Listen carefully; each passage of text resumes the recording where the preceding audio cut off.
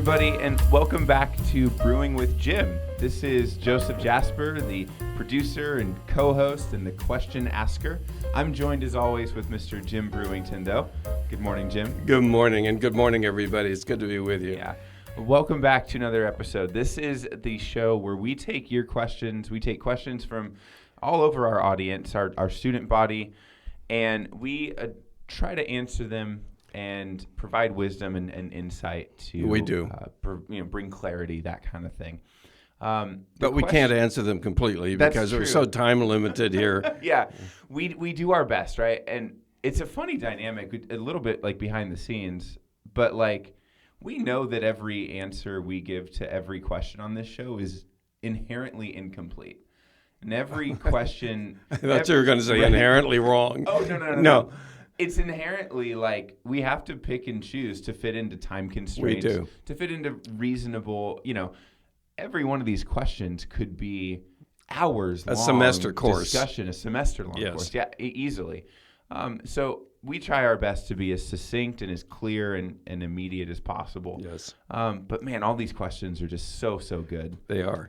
We have a lot to talk about every week, which is a lot of fun. Let's get to the question for this week. Let's do. This week's question is a doozy. It says this: how do you build a strong sense of self-identity and not let yourself get caught up or defined by what's going on around you?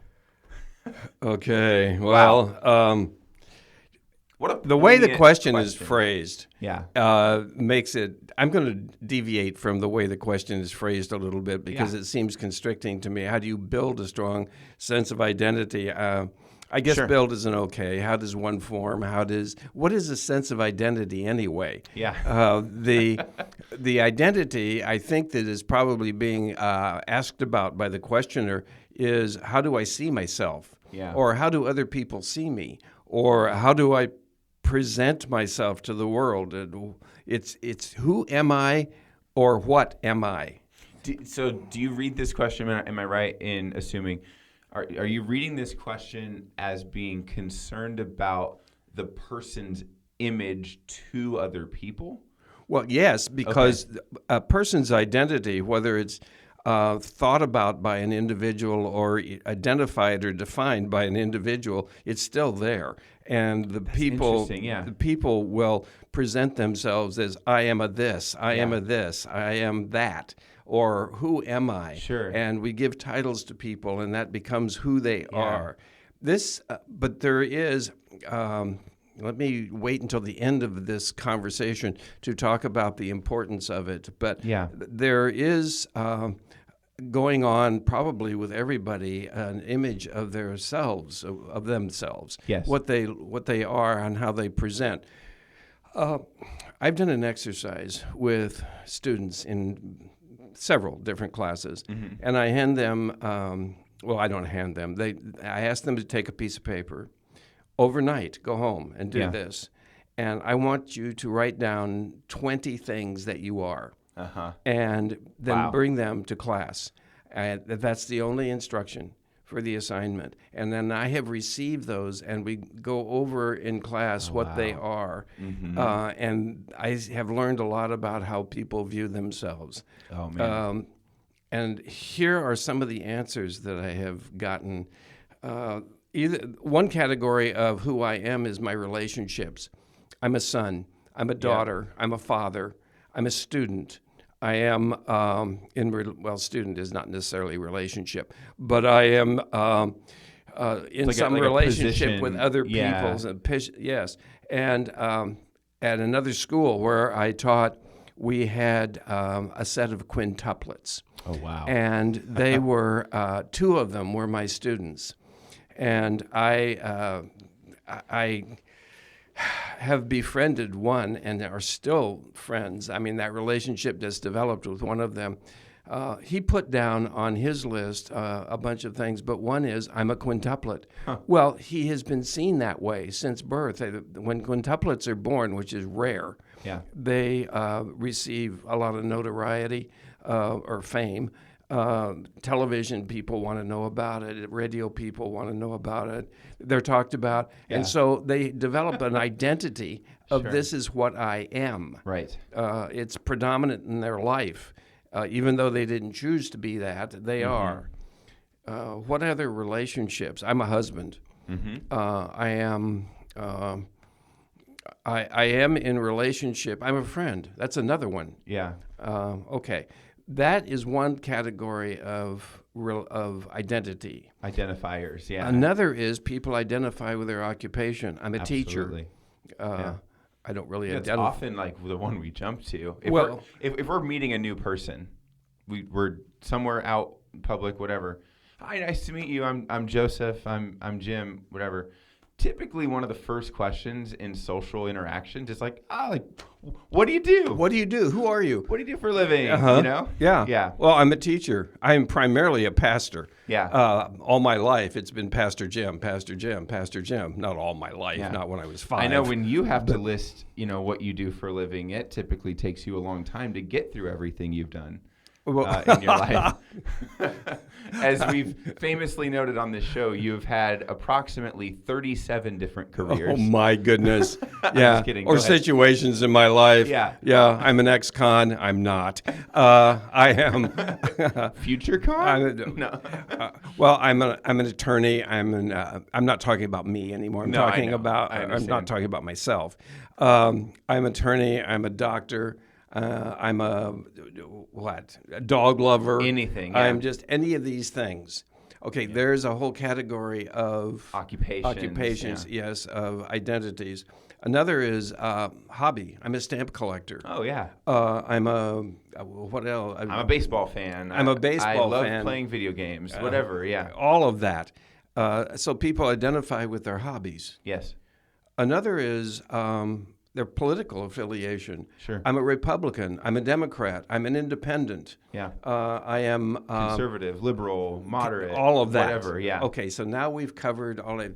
And if when you're listening to this, if you identify with any of these things we're saying, know that you have considered this part of your identity. That's right. What would you say about yourself, who you are when you meet somebody? I like, Joseph, you came up with that. Yeah. When you meet somebody. Yeah. Another is people identify with their religion. Sure. I am a Christian. I am Muslim.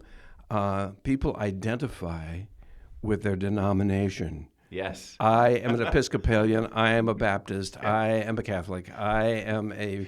And the deeper and deeper you get into Christianity, the more specific people can get with those That's right. denominations as well. I don't know Anyway. what independent church attenders, the denomination of non-denominational is a big group of people. Yeah.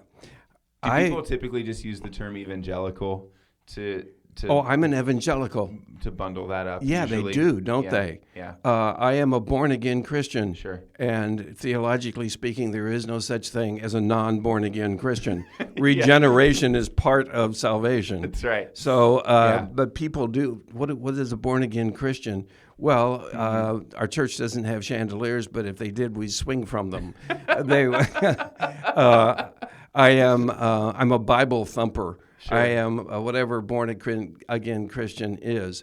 I attended a Presbyterian service once, and I was standing in the lobby after talking to somebody after the service, and I overheard two men talking to each other about some of the liberal decisions that have been made by the Presbyterian Church and outside of Reformed theology. Sure. And one of them said, I don't like it. I don't like this decision that the church has made, but I am a Presbyterian till death. I will never leave the Presbyterian Church. I am identity. I am a Presbyterian. And I'm thinking, oh my gosh, really? Some people identify with their physical disabilities. I'm a quadriplegic.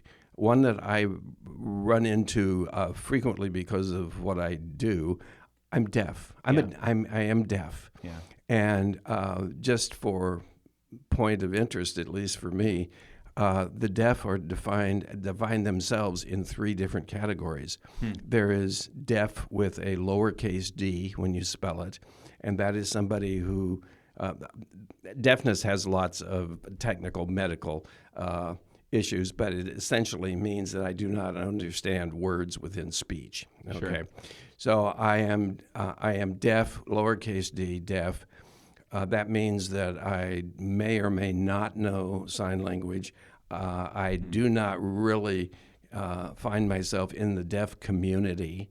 I'm in the hearing world, but I don't hear well. And so I have to, big D, deaf. I identify with the deaf culture. I know ASL.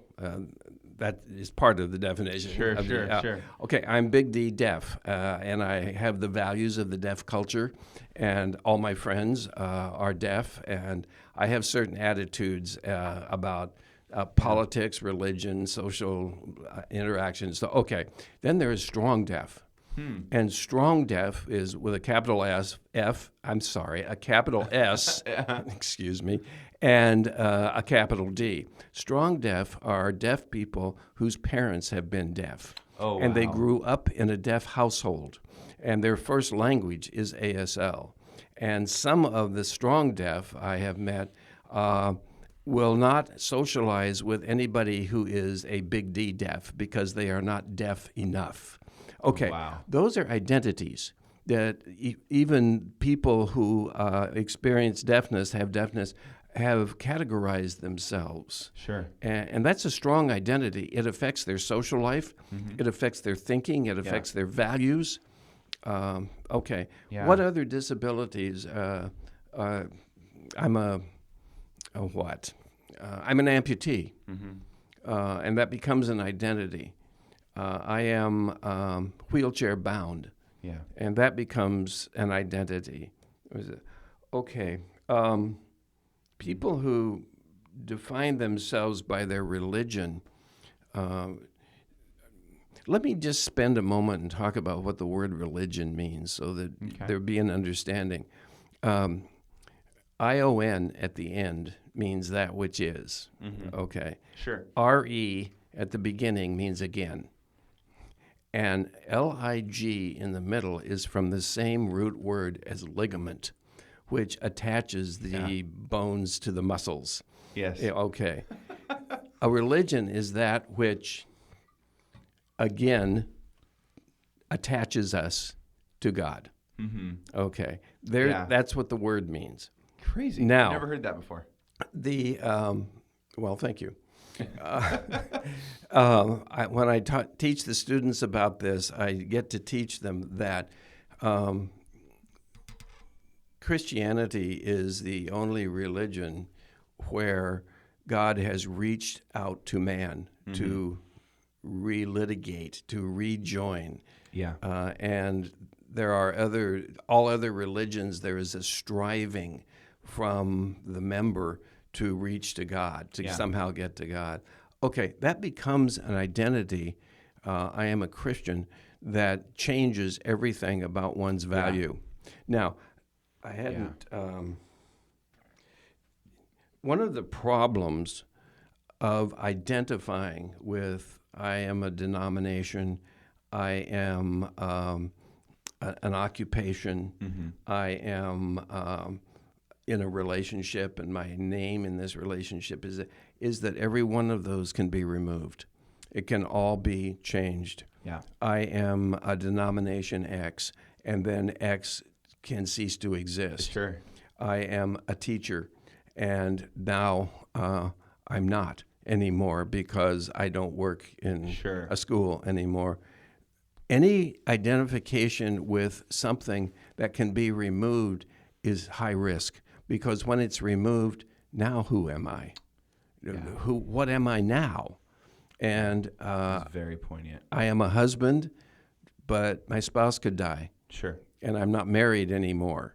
Am I still a husband? Well, no. I am a son. I guess maybe son could continue even though the parents are dead, but the identity goes away in a sense. Okay. Can you think of other identities that might go away? I am a teacher in a school. Well, you could quit being that. What if the school closes and you don't have a job? Are you still a teacher? Right. You know? Yeah. It's I can't think of another one that sticks other than like you could say like I'm white, I'm Dutch, I'm Italian. Those oh yes, that's ethnicity. ethnicity and race don't change. Ethnicity does, but race does not. Archaeologically, there are only 3 races. Sure. There is Caucasoid, Negroid, and Mongoloid, and those are the 3 races. They have physical characteristics. They have, and they're identifiable. But ethnicity is sometimes determined by the government. Are you white or are you borders and are you white or are you Hispanic? Right. Well, those are not different races. Right. Those are all Caucasoid race, the same race. Yeah, that makes sense. But my skin is a little bit browner, and I come from Central America, and I speak Spanish. So I am Hispanic, and I'm not white. Well, the government has nurtured that misthinking, as far as I'm concerned, by putting all those things on forms to fill out, and you have to choose one. Yeah. And so now my identity changes. There are people. Barack Obama is referred to as our first black president, but he was just as much white as he was black because he had one white parent and one black parent. Yeah. So why is that identified? Why is that identity put on him that way?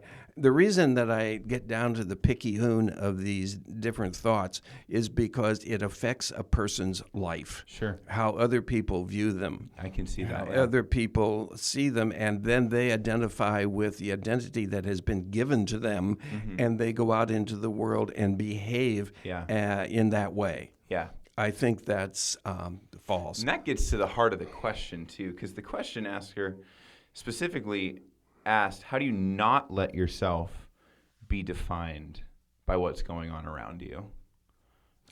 Well, here's my answer to that. Sure. First of all, recognize that it's high risk, sketchy to identify with something that can go away. Yeah. And then it's temporary, and you won't be that identity anymore. Which isn't to say that you shouldn't or will be unable to identify with those things. You're going to get a job. You're going to get the identity of that job. That's correct. It's the perspective, it's the handling of that identity to hold it loosely in for those identities that can go away. You said it better than I could. Okay. Or than I did. Sure. Yes, don't hold it so strongly Right. that you are attached to it and conjoined with it for life. Right. Because it is temporary. Now, if you want to have an identity that will never go away, there's one. Yep. And that identity is, I am in Christ. Yep. And that identity is given to us in the Bible. Ephesians has 5, 6, 7, 8, I didn't count them, references of being in Christ, and no one can take that away. It's beautiful. And that will never go away. So that one is strong. That can be held on to strongly. Yes. People who are not Christians, who are not in Christ, you're out there and you're going to have to deal with temporary, fluctuating values and identities. and you know, there's one way to get rid of that problem. Just find yourself in Christ. Yeah. But that identity is permanent. Yes. And I think it's a healthy identity. We live our life according to our understanding of the values in the Bible. And by the way, a person who's not a Christian, take a look at the values in the Bible. That book, the values and the morality in the Bible are the best that I have ever seen anywhere, even for a non-Christian. Live like that and see how attractive you are to others, how productive you are, how your approach to life changes. Yes. It will be selfless and it will be others focused. Sure. So absolutely. That's an aside. My suggestion for the answer to the question is this: how do I build a strong sense of identity? Well, how do I manifest my identity to other people? And that is, instead of saying what I am, say what I do. and that's going to require a grammar change. Yeah. It's going to require syntax. Change of habit. Yeah. It's going to, yes. What do you do? I teach high school students is very different than I am a teacher. Yes. And that seems subtle. It may be subtle. It may be so small. Wait, I think what you're saying, too, to put it another way, is like use a verb. That's yeah, right? That's exactly right. Use the verb you are or the verb you do instead of the adjective that you are. Yes. And that will take care of a lot of identity misthinkings and values. It's really interesting. I like that. I am a pastor. A pastor is a state of being. It's not a job. It's not a role. If God made you into one, all Christians are called to minister, but not all Christians are called to pastor. Yes. Okay, I am a pastor no matter where I go. You introduced me today as Mr., and that's fine. I'm good with that. Yeah. But that my identity there is I am a pastor. Sure. And I'm not grabbing on that. And I don't care what people say. But yes, we need to hold on to something that is strong. And the in Christ thing is strong. I am a podcaster. No, I do podcasts. I record podcasts. Yes. I am a Christian. Well, that one is going to be permanent. What else? I'm a Dodger fan. I'm a Dodger fan. I enjoy watching. I enjoy the Dodgers. And I follow the Dodgers. I root for the Dodgers. Sure. There are many things that you can just change the sentence. Right. The sentence changing will change your view of yourself. Absolutely. I am more than just a Dodger fan. Mm-hmm. I am all these other things. Right. Because every identity, when you say it by itself, it makes it sound exclusive. It doesn't does. It? That's exactly what it does. Yeah. Let me ask you this: when you meet somebody or identify yourself, do you say "I am Joseph Jasper" or do you say "My name is Joseph Jasper"? Now, you don't have to answer that. That's fascinating. I see you rolling your eyes and thinking about this. Mm-hmm. I'm not rolling my eyes in disdain. No, I know. I'm looking at the ceiling going, I have learned to say my name is, and not that I am. I am more than just that name. I think it depends on the context. I'm thinking in my head. Talk to me. Of if I'm meeting a person one-on-one at like a social event or at church, I'm more inclined to say I'm Joseph. Like, hey, nice to meet you. I'm Joseph. For some reason, I picture myself in front of like a group or like a crowd or a class, and I say, my name is... Well, of course, it's Mr. personal Jasper, choice. whatever. I just throw that out as a thought that most people probably have not had. Myself included, yeah. So do whatever you want, folks. Sure. But I have decided my name is Jim. I am one whose name is Joseph. That's how I'm going to do it from now on. That's my answer to that question. Yeah. That's how do I build? Right. Well, those suggestions that I have made. Yeah. I would like to put one more small curveball on this question just in closing. And just to, I don't know if this is particularly a follow-up question. If we want to talk about this more, we can. But just a thing that I notice or a thing that I suspect is probably true with this.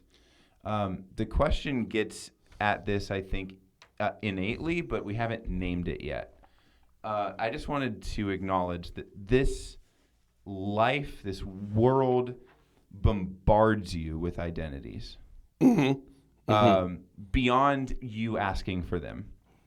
Oh, yes, and titles that are abbreviated that go after your name on a piece of paper. Right. Yes. And so I don't know if there's like any other discussion or follow-up question or answer to that. But it's hard to go through life. It's hard to exist, let's say, on the internet or in large groups or even at work or even at school without finding yourself naturally pulled to a number of identities that you may not even be everywhere. Thinking about. Yes. And so if there is a follow-up question to be made out of that, it might be this. How do you healthily and more maybe carefully navigate the world as you get bombarded with these identities that want to be sort of ascribed to you, whether you want them or not? What is the healthiest way to go about living in that kind of world? I think that I have to identify differently internally. And then I express myself the way I have suggested That's right. that we express ourselves, and let the world identify me any way they want to. I can't change that. Yeah, absolutely. I'm not going to say don't say it that way. I agree. I won't do that. Wholeheartedly. No. The thought that just came to my head 30 seconds ago was just thinking, for the first time today, it just hit me as a teacher how many identifiers or identities get ascribed to our students. And for a student, on one individual student, how many identifiers are they thinking about and contending with and living by? I'm bad at math. I'm good at science. Yes. I'm an A student. I'm a B student. I'm a C student. I'm a D student. I'm an F student. I'm an athlete versus I'm a student. And is there a power dynamic between those two identifiers? I'm a theater kid. I'm a choir kid. What grade am I in? Upperclassman, underclassman. I'm an 8th grader. Yes. Yeah, I'm a student leader. There are 100,000 different things that even an individual student. Well, in a school, as people who teach, as teachers, here we are. We can control the way we express our identities or put them on the students. And isn't that so? Number one, so subtle. It's subtle, but it's number powerful. Two, so critical. Yeah, it is powerful. Yeah, it is. It is. And my guess is that most of our listeners, most people, have not dived this deeply into this subject. Yeah, like this. Same, honestly. Yeah, me too. Oh, it's a great invitation in two ways. Number one, it's a way to conclude the episode and our answer to the question. But at the same time, it is an invitation to our audience and even to the two of us to continue to expand and think about this going forward. So that's a wonderful place to end. If you have different thoughts about this, if you have identities that you think are permanent in your life or important in your life, primary in your life, would you send us an email? Yeah. And tell us about that? It helps us. It does. We are in isolation here as far as this these shows are concerned, because there is no show without an audience. That's absolutely right. If we can have some interaction from you, we have a website, brewingwithjim@gmail.com. Yeah, an email address, yeah. Yeah, okay. That's wonderful. Okay. Let's jump to our second segment. We have a minute and a half. That's fine. Yeah. It has potential to be a quick one. It's up to you. Oh, okay. The question is, the Surprise Jim segment is our second segment. It's a question you don't know what's coming. It's always something kind of goofy, something fun. Jim, your question for today: if I could magically grant you the ability to instantly be completely fluent in any language that you wanted, what language would you choose and why? That's easy. Italian.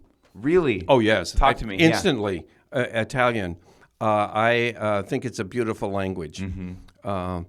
I think I'd like to learn Italian because they have the best food and the best looking people. There we go. But they're as evidenced by the co-host sitting in front of you. Well, I don't know about your food. You are dynamite looking. But yeah, okay. I have tried. One nice thing about Italian is that all of the letters are pronounced the same throughout the language. There's no deviation in the way the letters are pronounced. Sure. And so if you look at an Italian word, you instantly know how to pronounce it. Huh. And I've never thought of that. I don't know how Italians can learn English, because we have our vowels are pronounced differently in different words. Oh yeah. It's Italian. And you know what? I've tried to learn Italian, but I can't. I don't do well because I don't have a teacher, and the most of the learn language programs are auditory only. And I am a visual learner. Sure. I need to see the word on paper. Yeah. I need to work with it, and then I can pronounce and learn. I've never had Spanish, but I had 2 years of college French. I took Latin. Nobody really concerns themselves about the pronunciation of Latin much. But I would like to learn Italian. Oh, that's fantastic. Yeah. My grandmother speaks Italian. I heard it a little bit growing up, not a whole bunch. But yeah, her parents immigrated from Sicily when they were young, and then the rest is history. Recently, within the last 3 or 4 years, subscribed to the Italian television station. Really? Yeah, it's $10 a month, and I'd watch Italian movies, but they had one game show on there, and the game show was a word game show where Italians would have to manipulate words and guess the meanings of words and so forth in order to win. I watched that thing regularly, and I learned to understand most of what was being said, not all. Sure. But I had my laptop in my lap, where it goes, I guess, and the translator on. Yeah. And I would pause the TV and type in the word and make sure I knew. I did that diligently for, probably 2 years. That's amazing. Yeah, love it. That's awesome. Yeah. Very cool. Thank you for answering that question, as always. Thank you for obliging that segment. Thanks friends, for asking. We're going to wrap up this episode. Thank you for listening, audience. As Jim mentioned a few minutes ago, and I want to end on this always, we would love for you to reach out to us with messages, with any kind of, obviously if you have a question, but even if you just want to introduce yourself, tell us where you're listening from. It's always really fun to read those. That email address, if you would be willing to do that, is brewingwithjim@gmail.com. We check that regularly. We'd be happy to get in touch with you. So thank you, as always, for listening, friends, and have a great week. Take care, people.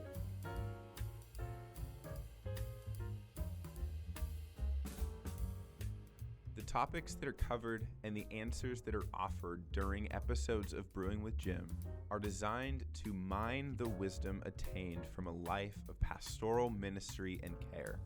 They do not constitute professional or clinical training or expertise in the areas of counseling or mental health.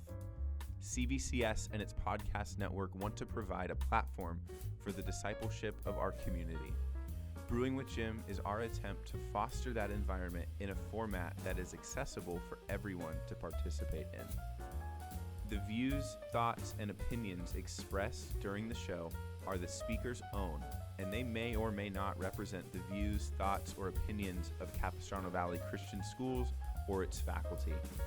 The material and information presented here is for general information purposes only. This episode has been a production of the Capistrano Valley Christian Schools Podcast Network. Capistrano Valley Christian Schools is a Christian JK-12 school in San Juan Capistrano, California. Be sure to check out, subscribe to, and leave a review of this show and the other shows on our network on your podcast player of choice. Doing so supports the school community in a multitude of ways. For more information about the CVCS Podcast Network or any of our other shows, check out cvcs.org or email podcasts@cvcs.org. On behalf of the whole network, this is Mr. Jasper saying thank you again for listening, and stay tuned for more.